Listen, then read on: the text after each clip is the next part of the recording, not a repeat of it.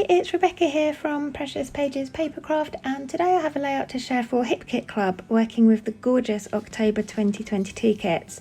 And I think this is still my favourite kit of the year so far, especially that embellishment kit. It's just gorgeous. And I say that, but I know my November kit is due to land with me in a couple of days, and I think that's probably going to become my new favourite. But for now, at least, this October kit is my favourite. It's just stunning. And I'm using it today to scrap a photo of my little boy at a pumpkin farm, sat amongst a display of pumpkins and barrels and leaves and things.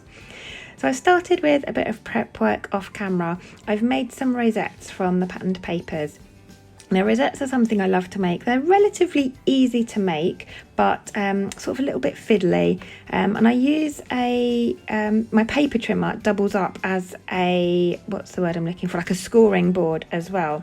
So I can change the blade, pull the blade out and put a scoring blade in instead. So I cut the papers into strips and then scored at every 1/4 inch, and then folded them sort of back and forth on themselves, a bit like a fan. And then adheres the edges and then just sort of press them down flat, and I've secured them on the back with just a punched circle of white card. So relatively easy to make. They do take a while, so I did make them before sitting down to create this video, otherwise it'd have been a very long video.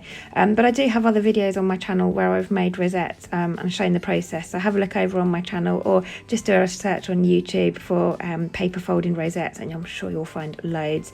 But in the interest of keeping my video short and sweet for you, I did make those off camera.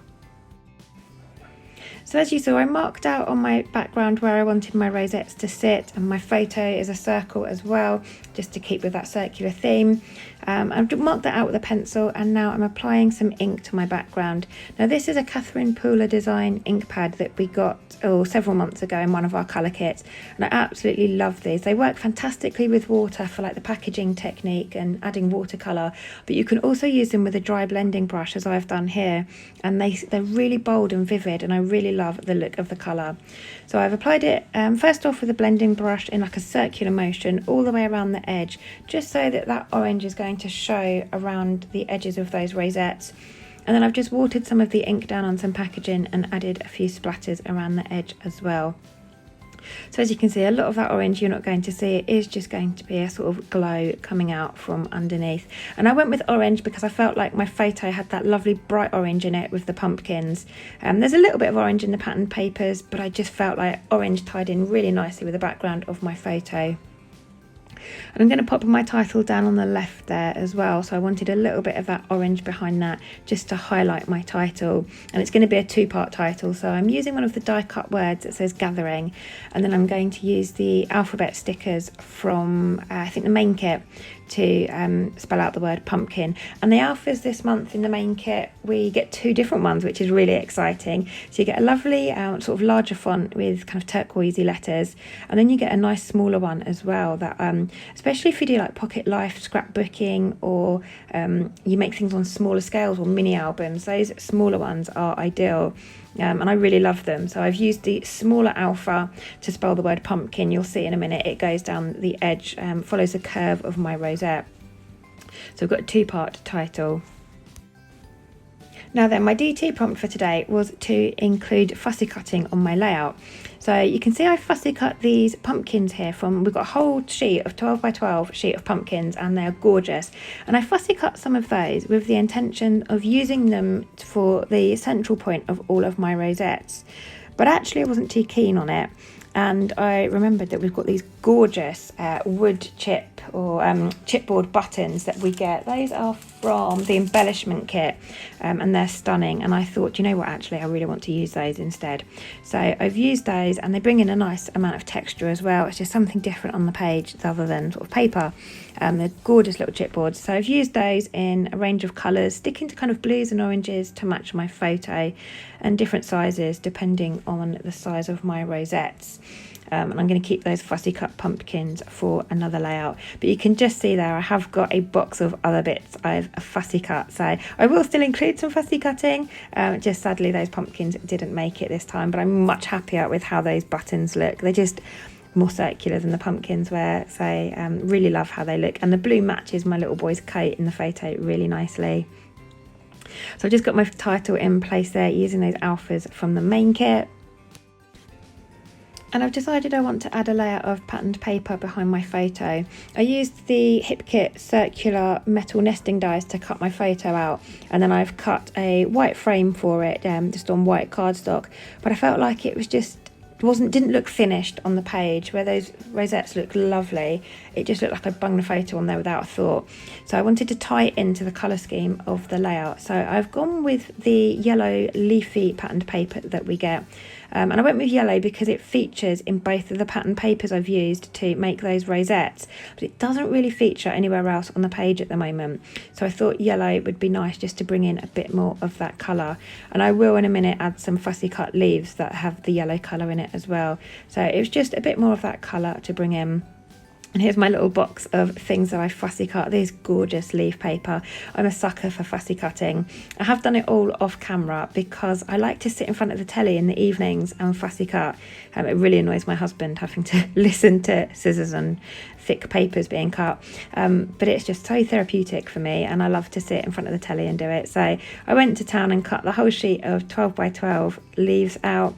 And I'm going to place these around my rosettes, and I'm going to turn all the edges up and kind of bend them up a bit and give them a bit of texture and dimension, and just makes them look a little less flat and more realistic. So I'm kind of dispersing the colours a little bit. I've got some mint green ones, some almost like browny ones, and some orangey yellow ones, and just having a few of each. And then I've got some of those larger yellow leaves that I've fussy cut as well from the same paper that I've matted my photo with. And just working my way around now, getting those stuck down on foam pads, just so they bounce off the page a bit. They're not stuck completely flat. And it's just, obviously this layout has lots of texture and dimension from those rosettes anyway. It's quite a deep layout, sorry. So going to take up a bit of bulk in my album, but I just love to have all that dimension on my pages. And you'll see in the close-ups at the end, I've added some foam behind my photo as well, so that's even further sticking off the page. So yeah, this is a very dimensional layout. It would actually look really good in one of those memory box frames up on the wall, so I might even do that with this one to save it getting sort of squished and flattened in an album. But I think I'm almost done with these leaves now. I think this is my last cluster. And I'm just kind of using them at the points where the rosettes meet and it gives me kind of a corner. I'm just tucking those leaves in there, and I love how that looks. I'm going to look for some small bits now, just going through the kit. I just wanted some little things to add in, and I remembered we've got these puffy stickers from the Pocket Life kit, and it's got loads of little leaves on. So I'm just bringing loads of them in and adding kind of one amongst each of the leafy clusters. And I'm a sucker for puffy stickers. I absolutely adore them. It's just a lovely texture to have on the page. And then just under my title, I'm going to add a couple of the clear stickers. One says favourite time of the year, and the other says we are so blessed.